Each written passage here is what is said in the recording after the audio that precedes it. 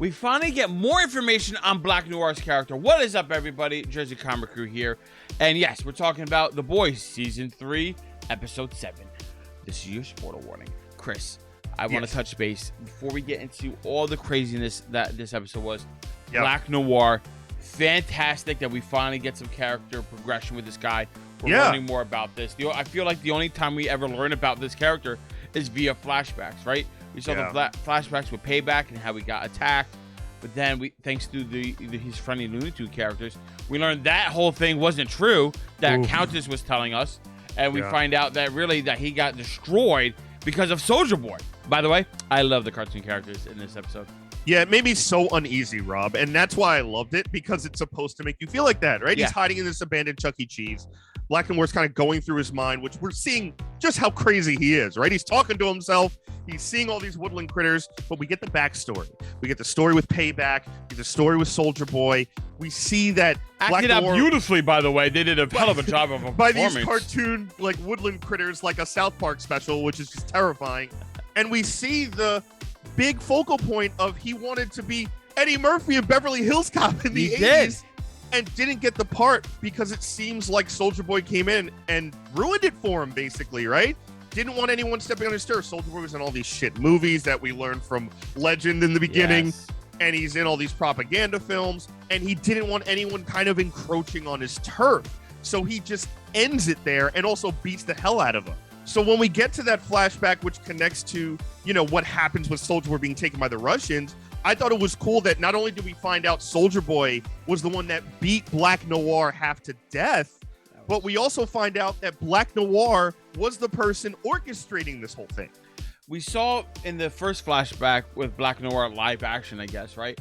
He wanted to step out of his shadow, and we see that again with the wanting to be a movie star. And the world wasn't ready for a black superhero. And this whole, Black Noir had to constantly be suppressed. It's like, oh my God, this poor guy.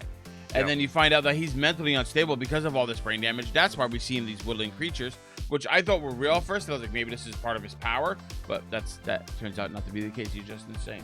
Yeah, it's crazy. I love that now Black Noir is scared and he's waiting for this to come back to bite him in the butt.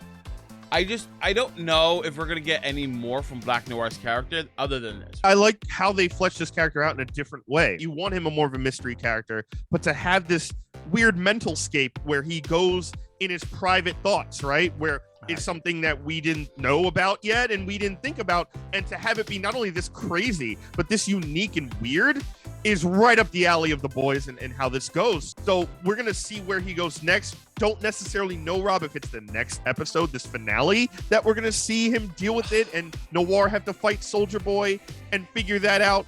But it's going to happen. I don't want it to be the next episode where this comes up because I want this to play out a little bit more. I also don't want the next episode to be the last episode. As soon as this episode ended, I'm like, stop it! Just give me a low right now! Ah! I went into a monster. I became a lunatic. I was like, you can't just freaking do this to me. Because we're getting so much character progression, and I talked to my wife about this. I was like, this might be the best superhero show out there, period. And then she rebuttals, like the little attorney that she is, and she's like, no, this is the best show I think that's ever been. I'm like, you might be right, because there's so many different things. Like going to something as going to another flashback, Butcher's flashback, something that a flashback is supposed to be nonchalant, right? It's supposed to just be like, hey, here's the information. It's going to entertain you a little bit. And then you're going to be able to move forward. We saw with Black Noir, what we're going to do via cartoon characters, putting on a play, totally destroyed what we thought a flashback could be in superhero films or just in film in general. Now, seeing Butcher's flashback, I thought the way they interlaced Huey's face and clips with Huey, that was great, while he looks at his brother, same frame for frame, and just boom, in and out, instead of here's a flashback and now you see a scene of where he did it to Huey. And I felt like the way they edited this flashback scene was so pointed, so strict. They cut out all the fat that other flashback scenes in previous movies, TV shows, whatever the case may be, were there when they're trying to allude to the same thing. Oh, he reminds him of this character, and then you see another flashback within the flashback. It was no, it was glimpses of present day stuff. Very well done. I love seeing Butcher's backstory, the way they portrayed it. I love seeing like the way he saw his scenes, so like him doing the same thing, beating stuff up just like his father did, drinking just like his father did, with stuff in the past and the future. It was so well done. The boys' editing department needs a raise. The boys' scripting department needs a raise. The boys' creative team needs a raise, people. It was so well done, and in the sense of also, it took away what a lot of flashbacks do, where half of it's like in slow motion for some reason. Yeah, because they're like, fluffing up time. They're like, hey, we need to do this. They kept it paced. We had that awesome scene with Butcher's dad last season, but it wasn't a scene that's as memorable as all the crazy other things that happened. But they brought it back to your focal point because they just bring showed it back. A glimpse. Not even a full scene. Not even him saying a word. Just the image of him. He's like, oh, shit, I remember that. Yeah, and then it connects so well with the flashback, as you were saying, right, with the stuff with Huey and everything going on in the present day, that now that scene with his father, who was older, makes so much more sense now of why he hates him, the stuff he says, all that stuff. So it was so well done, and all the way up to the tragic end as Butcher is in that mindscape going, no, I don't want to, like, freaking out, not wanting to relive this again. I didn't think the gun scene would be like him killing himself. I thought he would like try to kill his dad, and his dad. Oh, no, I knew it was going to be that. I knew it was going to be that. It's the worst of the situation. So with the boys, I should just know this. But you made a comment, and I want to talk about that to you guys. Butcher breaking the cycle, and I think like you got, or at least many of you, were in the same boat as me when we're seeing this, and then especially when he wakes up, he screams, "I'm sorry." I'm thinking Butcher is going to try to break the cycle. All right, he's like, all right, I see what I have to do here. I have to try to be a better big brother to Huey because I'm taking Huey down this path with me, as opposed to like just abandoning him and trying to do his own stuff like he did with his younger brother. When Starlight calls him, says, hey, I was just in Vought because I had to get some special medicine for Kimiko because Kimiko got her powers back. Yay, love it. And they did a whole dancing romantic. This is one of the few times I'm not really caring about the romance. But when he goes and says, hey, your brain is going to be Swiss cheese. They're going to get lesions on this. Don't do it anymore. Tell Huey I can't talk to him. I'm trying to get in contact with him. Hangs up. I'm thinking, okay, he's going to let them know. And then he just drops it off. He was about to, and you can see like the glimpse of change was right there, right at the precipice of the surface. And he's like, nah, don't worry. We got to get some more 10 feet. We got to kill this and end it.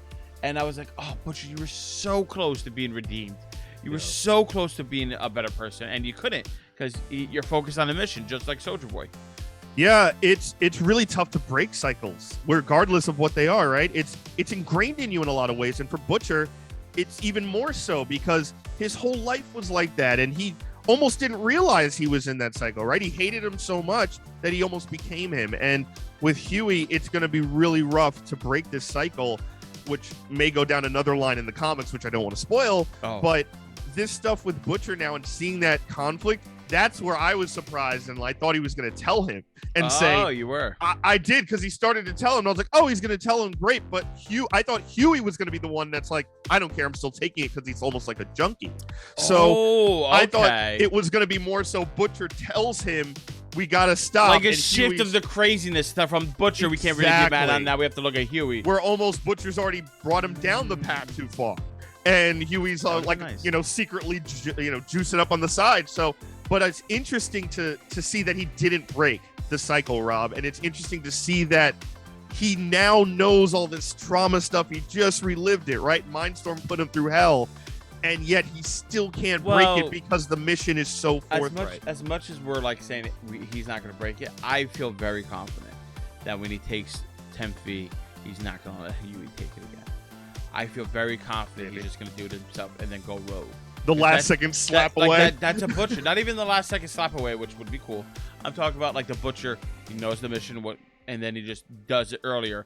He does the rock thing. He wakes up at 4 o'clock in the morning to go on a mission where they're supposed to go. You're really on this rock thing right We've now. talked about the rock before, ladies and gentlemen, off air. Don't even worry about it.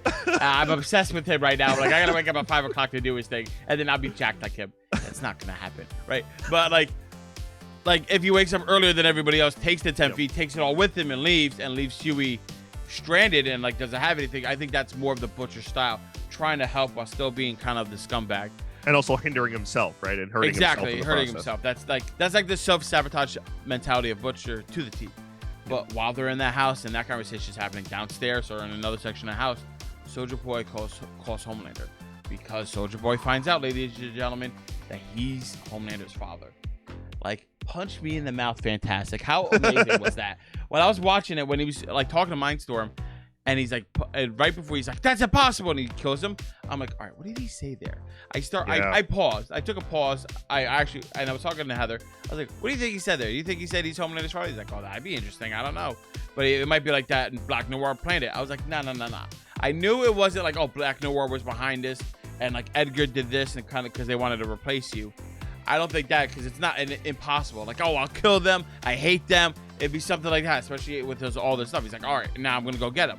Yeah. Or it's like, oh, they like some other nefarious deed against him. It's like, all right, something crazy and bigger had to happen. I'm like, oh, what if it's this? I mean, it could be anything with the boys. It could be like, oh, Black Noir has a tentacle for a leg and he freaking kills the Deep in his sleep or something. I have no idea. But like, what a reveal. It was so good. Yeah, number one, I don't want to think about the Deep right now. To be honest, I am so done thinking about the Deep at the moment. The Deep and these octopuses. So like literally, and the aspect of Homelander being the literal biological child of Soldier Boy is crazy for a couple of reasons. Yeah. One, that's not how it is in the comics at all. Oh, so it's something that I did not see coming at all. No pun intended. And the second part of this is now this changes everything, right? Now the game is really afoot. Everything we've seen this whole season is almost like, who cares? Which is crazy, right? Because everything we've seen this season is 1, fantastic, 2, insane, 3, sexual deviancy that we've never dreamed of. And most of us at least. What's the line that he says to Homelander?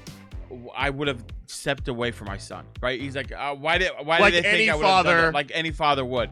And it's like, exactly. Oh my God, like Homelander and Soldier Boy, like terrible people to the core. I think we all agree. But sometimes they say things like, oh, that's a good thing. Like, I'm gonna be there for my son. You're like, oh shit. Okay, you got one good thing out of the thousands of bad things. It's still not a good thing.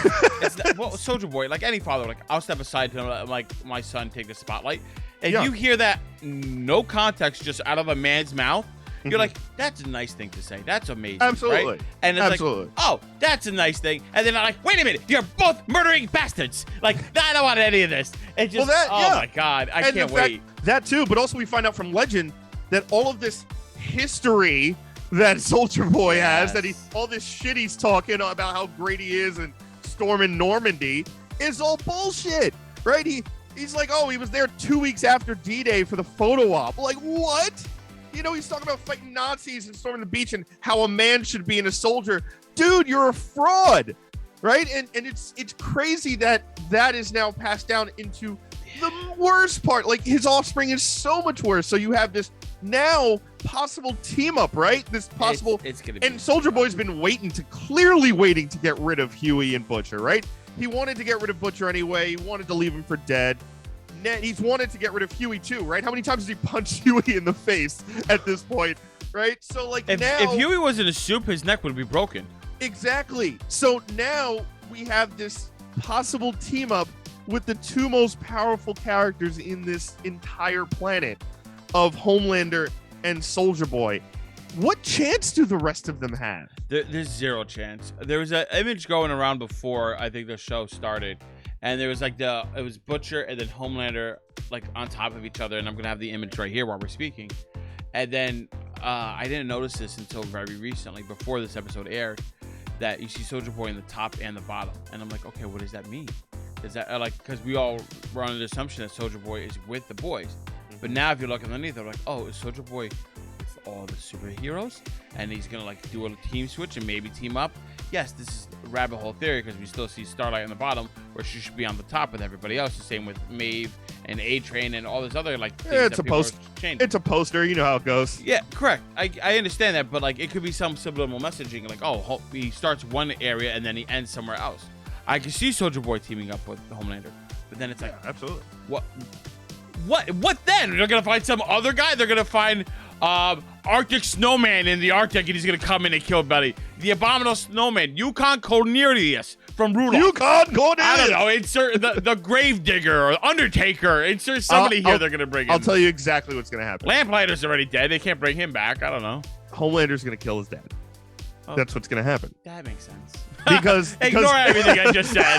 Undertaker and Yukon Cornelius are not going to come in. No, Yukon Cornelius can stay. He's fantastic. They're not going to come in to kill Homelander. But Homelander's just going to kill him, right? Like that's the out. Homelander's not going to share the spotlight. Are you out of your mind? He's not going to share it with anybody. But that doesn't answer the Homelander situation. Who stops Homelander then? Annie? A-Train? They're going to do a fusion high, become Annie Train? I don't know what's going to happen to them. Hey, man, besides telling you to read the book, I can't really say much now. Don't tell me. Yeah, I'm not but reading. Yeah, don't. It's something that seems clear, right? It's going to be, how many times has Homelander done this too, right? Where he does the team-up thing just to ruin your effing life, right? Ashley has become that, and she's scared out of her wit, so she's doing whatever she can to basically stay alive. Yeah. Annie's been doing that. She, the only way she kept herself alive, which is also crazy, right? She put him on Instagram Live as she left the building. So great, which was so smart, right? She's playing to his tendencies. We see him at the rally. What he does, he's flipping out about Starlight at a rally. There's nothing to do about Starlight. He didn't even have to say any of that. So we know how to get to him, but we also know how he gets to people. And if he feels threatened by Soldier Boy, sure, he'll probably use Soldier Boy and pretend to have the dad-son connection for a while and, figure out how to take down his enemies and terrorists. But he's eventually just going to kill him, right? He has to. I don't know. Guys, there's only one episode left. It's safe to say we love this episode. I don't know what's going to happen. There's only one episode left. It's going to be an amazing finale. We're going to talk about it. So much stuff to happen. We want to hear your thoughts and theories down in the comments below. What do you think is going to happen in The Boys Season 3 finale? Guys, thank you so much for watching. Give us a thumbs up. Really helps the channel out a lot. And if you are new, subscribe, turn on notifications. You don't want to miss our Boys finale conversation. Are you crazy? If you've been here, you got to finish it with us. So if you missed anything, check it out on the channel. And as always, I'm Chris Heller. That's Rob Moran. We're the Jersey Comic Crew. And we'll see you next time.